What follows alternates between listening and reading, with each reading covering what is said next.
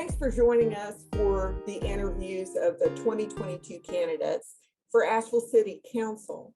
I'm Kit Cramer, President and CEO of the Asheville Chamber, and I'm joined by one of our great public policy volunteers, Greg Burnette of First Citizens Bank. This interview will be with candidate Will Hornaday. All interviews will be posted at the Chamber's website at ashevillechamber.org/2022 elections. Will, thank you for joining us. I'm going to jump right in with the first question. By 2040, our metropolitan statistical area is expected to have added almost 100,000 people. What do you think is the top priority for how the city should manage that growth? I think we need to make sure that our city has opportunities for everyone to grow and feel a part of the community. Tell me more about that. Okay, well, I think competitive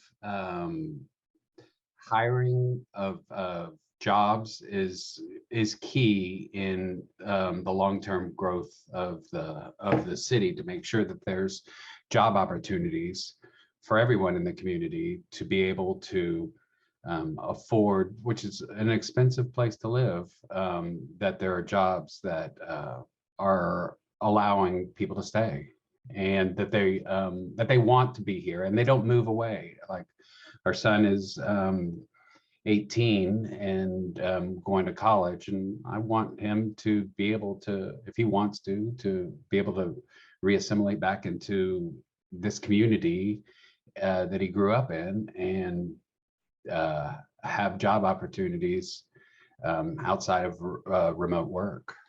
What role do you see economic development playing in that? Well, I think that's a huge part of it. Is that's what it's about, is being able to support yourself here. I'm a business owner, and a lot of our clients are all over the country, and that creates a disconnect with the local community sometimes. And also, I think it's strong. A community can be stronger with more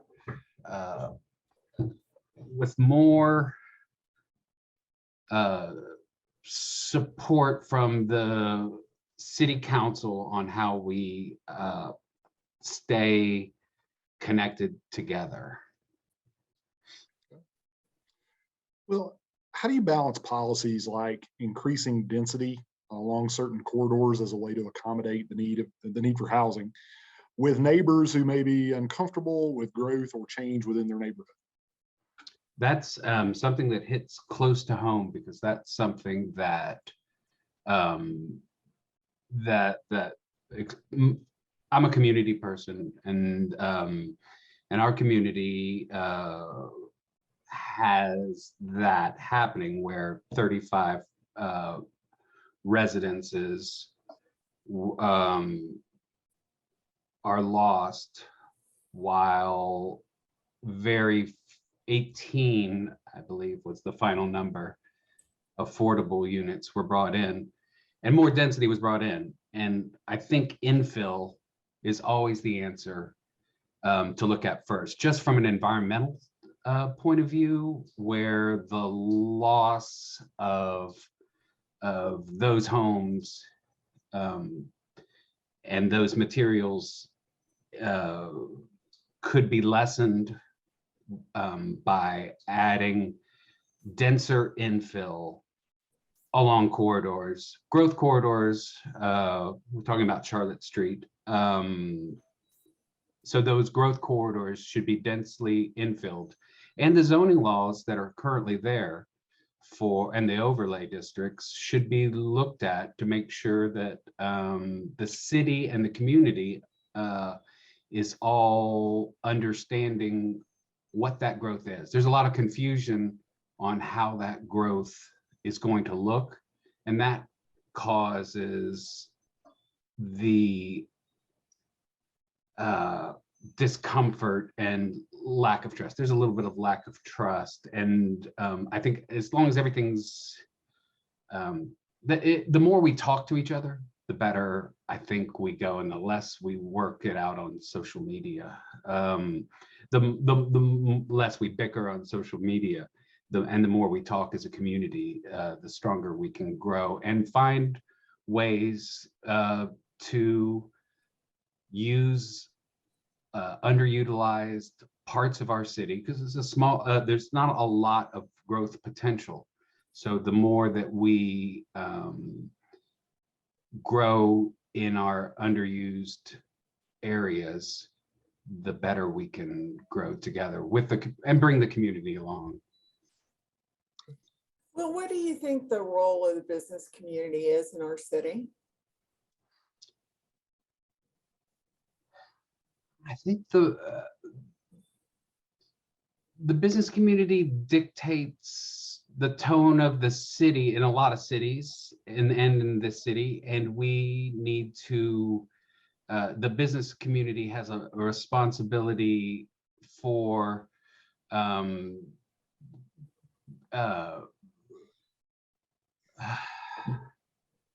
providing jobs for its citizens, and for being a consistent voice to the city, because business concerns are different than neighborhood concerns. And I was a president of the Charlotte Street Business Association, and I felt firsthand that there was a conflict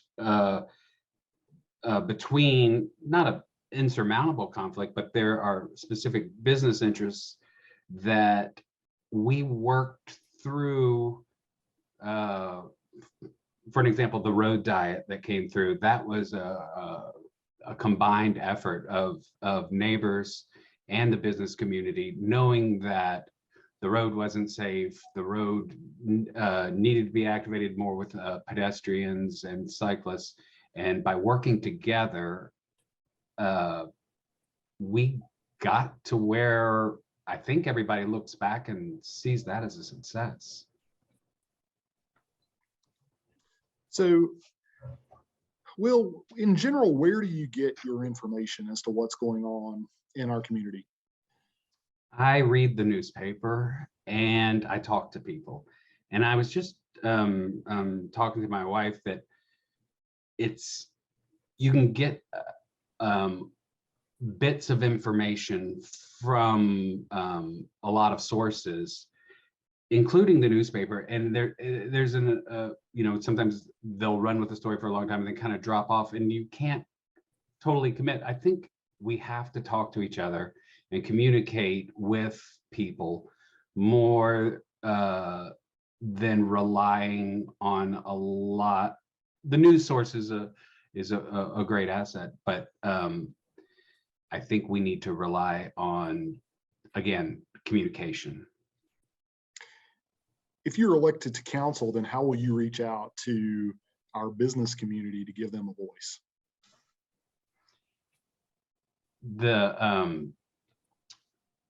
I'm going to hold regular meetings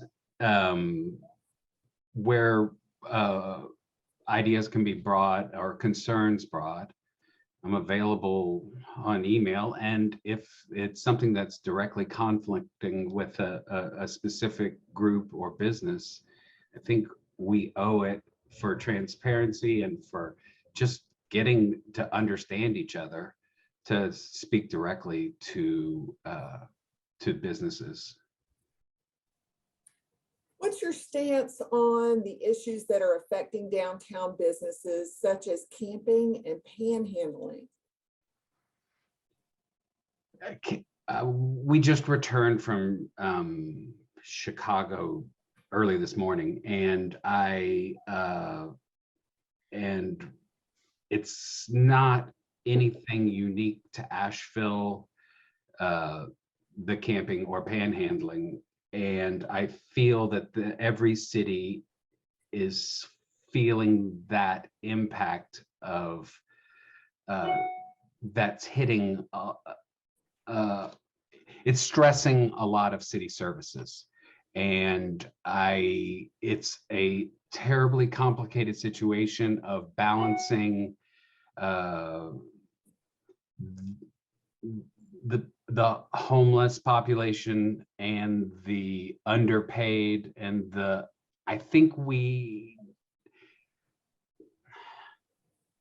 I don't have all those solutions, but I know that the answers are within our community for our specific needs. And I think reaching out to the stakeholders needs to be done more often, more frequently, and more effectively. And that's what I would hope to see. So what do you see, or what do you consider city council's role to be in maintaining public safety? I think everyone should feel safe, and I think that is a primary service the city should provide, along with trash, water, and electricity. I think safety is the only it's mandatory. The most recent version of the Bowen report says that we need more housing at every income level. How can city council promote more construction of housing? I think we need to provide, like I said earlier, more ability for individual homeowners to have accessory dwelling units in their backyards, larger housing closer to downtown along transit corridors. I think we can't immediately build our way out of this housing crisis. And we need to activate underutilized houses right now. There's something like 700 vacant homes in the city. And that, can go a long way, but encouraging more growth within the communities, relook at our neighborhoods, and let's let our neighborhoods and communities understand how we want to grow. I don't see that written down anywhere where this is how we're growing, and this is how we're going to get there. This is our North Star. This is how we're going to get there. I think we can do a better job of communicating where we're going to grow and how that growth is going to look and how it's going to impact you, whether that's open space, changes to the open space. I think we need to see how that works. And maybe there's not a one size fits all for the city. Maybe there's ways to work with the community and say, for the next 20 years, this is how we see our growth. This is how we want to grow. This is how we want our community to be, and use our community members are experts in their neighborhood, and let's listen to them. So, Will, in 1 minute or less, what sets you apart as a candidate? I want to bring 6 things to city council and to my citizens. And that's just to be honest, to be balanced. I'm committed to this job. I know it's a lot of work. There's a lot of research. There's a lot of reading. There's a lot of understanding. And there's a lot of things that we need to talk about. I'm motivated. I have experience, and I feel like I'm electable. Well, thank you for being with us today. As a reminder, You can all find the interviews of other candidates at ashevillechamber.org/2022 elections. And let's please make sure that we vote on Tuesday, May 17th in the primary. Thank you Thank very you, much. Will. Appreciate Thank your you. time.